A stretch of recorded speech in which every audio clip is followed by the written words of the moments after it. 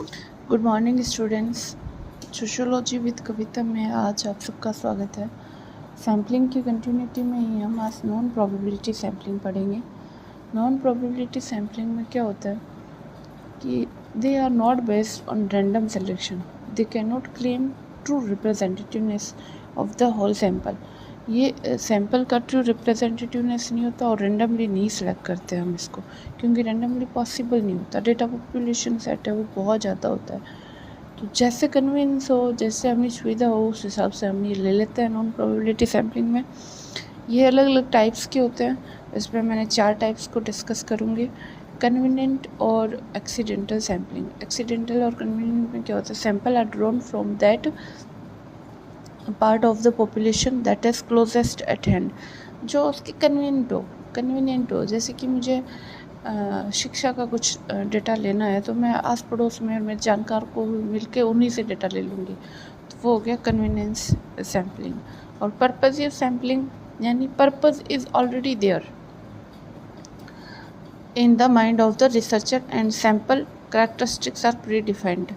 मतलब पहले से उसके माइंड में पर्पज़ होता है कि मेरा क्या पर्पज़ है जिसकी वजह से वो सैम्पलिंग लेता है ना, जिसकी वजह से वो सैंपल लेके आता है।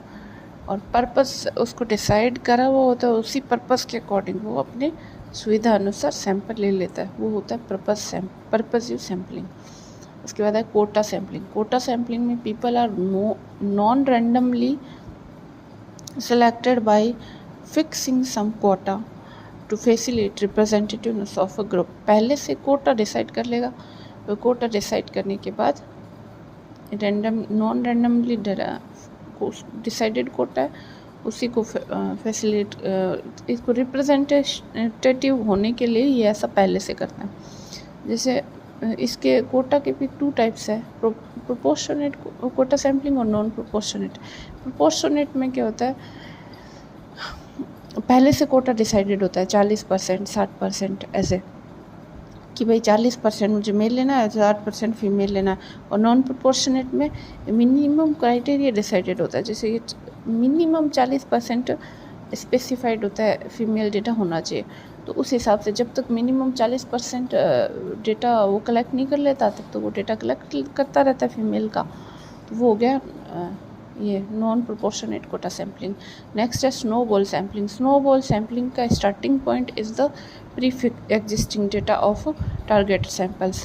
स्टार्टिंग पॉइंट पहले से पता होता है और रेफरल प्रिंसिपल पे काम करता है। चैन रिएक्शन इसको बोल सकते हैं, और ड्रग एडिक्ट होता है इसका एग्जाम्पल। Thank you guys.